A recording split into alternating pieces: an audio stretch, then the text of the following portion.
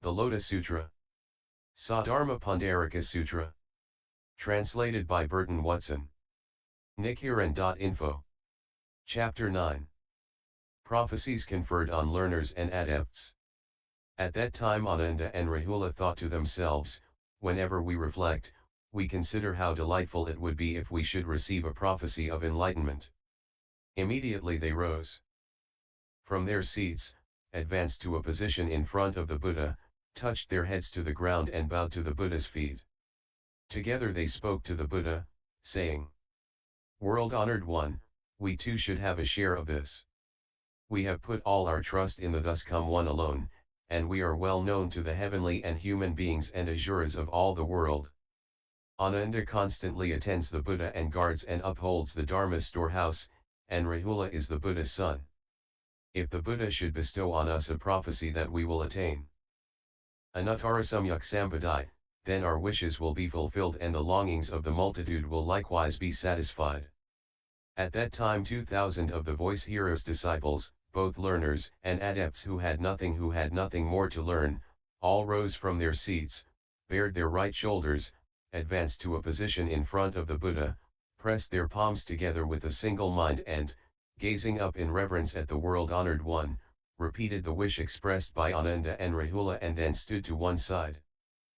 At that time the Buddha said to Ananda, "In a future existence you will become a Buddha with the name Mountain Sea Wisdom Unrestricted Power King Thus Come One, worthy of offerings, of right universal knowledge, perfect clarity and conduct, well gone, understanding the world, unexcelled worthy and trainer of people, teacher of heavenly and human beings, Buddha, world-honored one. You will offer alms to 62 million Buddhas and will guard and uphold their Dharma's storehouses, and after that you will attain anuttara-samyak-sambodhi. You will teach and convert bodhisattvas as numerous as 20,000 10,000 million Ganges sands and will cause them to attain anuttara-samyak-sambodhi. Your land will be named Ever-Standing Victory Banner, its soil will be clean and pure and made of lapis lazuli. The kalpa will be named Wonderful Sound filling everywhere. The lifespan of that Buddha will be immeasurable thousands, 10,000s millions of asamkhyas of kalpas-though. Men should calculate and reckon thousands, 10,000s, millions of immeasurable asamkhyas of kalpas, they could never ascertain the lifespan of the Buddha, and the counterfeit law will endure in the world for twice the time of the correct law. Ananda, this Mountain Sea Wisdom Unrestricted Power King Buddha will be praised alike by Thus Come Ones of the 10 directions who are equal in number to immeasurable thousands, 10,000s, millions of Ganges sands, and they will extol his blessings.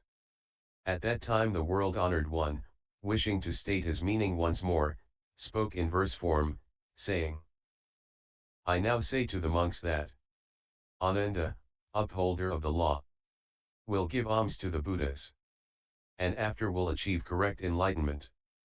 His name will be Mountain Sea Wisdom Unrestricted Power King Buddha. His land will be clean and pure, named Ever-Standing Victory Banner. He will teach and convert bodhisattvas in numbers like Ganges sands. This Buddha will possess great dignity and virtue. His renown will fill the 10 directions. His lifespan will be immeasurable, because he takes pity on living beings. His correct law, twice that again. His counterfeit law, twice again. As numerous as Ganges sands, will be the countless living beings, who in the midst of the Buddha's law, will plant causes and conditions leading to the Buddha way. At that time in the assembly 8,000 bodhisattvas who had newly conceived the determination to attain enlightenment all thought to themselves, we have never heard of even a great bodhisattva receiving a prophecy such as this. For what reason should these voice hearers receive such a prediction?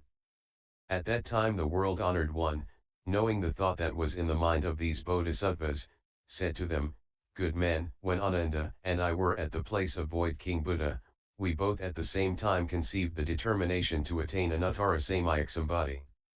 Ananda constantly delighted in wide knowledge of the law, I constantly put forth diligent effort Therefore I have already succeeded in attaining anuttara-samyak-sambodhi, while Ananda guards and upholds my law.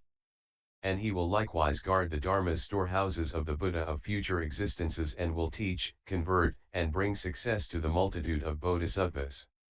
Such was his original vow, and therefore he has received this prophecy.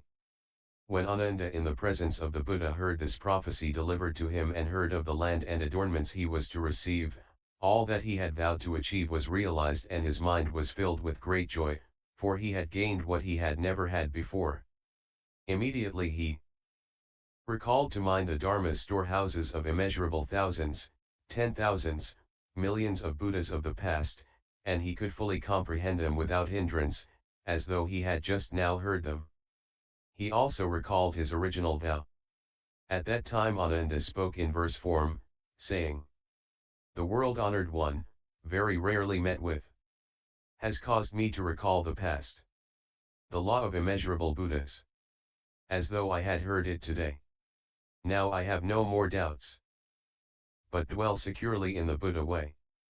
As an expedient means I act as attendant, guarding and upholding the law of the Buddhas." At that time the Buddha said to Rahula, "In a future existence you will become a Buddha with the name stepping on 7 treasure flowers, thus come one, worthy of offerings, of right and universal knowledge, perfect clarity and conduct, well gone, understanding the world, unexcelled, worthy, trainer of people, teacher of heavenly and human beings, Buddha, world-honored one. You will offer alms to Buddhas and thus come ones as numerous as the dust particles of 10 worlds. In all cases you will be the eldest son of those Buddhas, just as you are my son now. The adornments of the land of stepping on 7 treasure flowers Buddha, the number of kalpas in his lifespan, the disciples he converts, his correct law and counterfeit law will not differ from those of the thus come one mountain sea wisdom unrestricted power king. You will be the eldest son of that Buddha, and after that you will attain anuttara-samyak-sambodhi. At that time the world-honored one, wishing to state his meaning once more, spoke in verse form, saying, "When I was crown prince Rahula was my eldest son. Now that I have gained the Buddha way he receives the Dharma and is my Dharma son. In existences to come he will see immeasurable millions of Buddhas. As eldest son to all of them, with a single mind he will seek the Buddha way. The covered actions of Rahula I alone am capable of knowing. He manifests himself as my eldest son, showing himself to living beings. With immeasurable millions, thousands, 10,000s of blessings beyond count, he dwells securely in the Buddha's law and thereby seeks the unsurpassed way." At that time the world-honored one observed the 2,000 learners and adepts, mild and gentle in will, serenely clean and pure, gazing at the Buddha with a single mind. The Buddha said to Ananda, "Do you see these 2,000 learners and adepts?" "Yes, I see them." Ananda, "These persons will offer alms to Buddhas and thus come ones equal in number to the dust particles of 50 worlds, paying honor and reverence to them, guarding and upholding their Dharma storehouses. In their final existence they will all at the same time succeed in becoming Buddhas in lands in the 10 directions.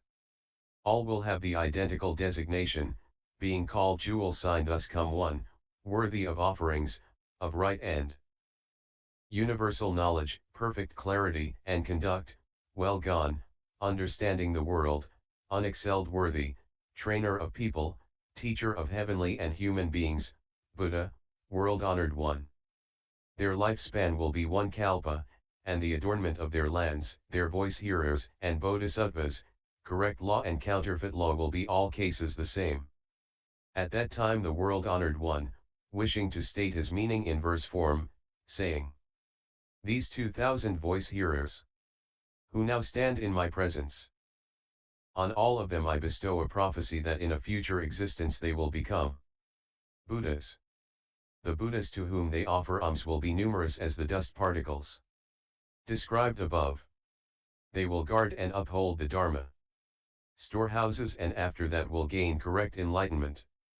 Each will have a land in one of the 10 directions, and all will share the same name and designation.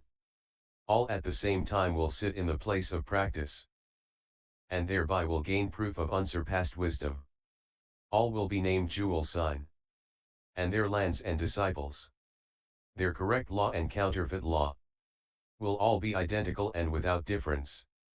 All will employ transcendental powers to save living beings in the 10 directions. Their renown will spread everywhere around, and in due time they will enter nirvana. At that time, when the 2,000 learners and adepts heard the Buddha bestow this prophecy, they danced for joy. Ad spoke in verse form, saying, World-honored one, bright lamp of wisdom, we hear your voice bestowing this prophecy, and our hearts are filled with joy as though we were bathed in sweet dew. And LS 09.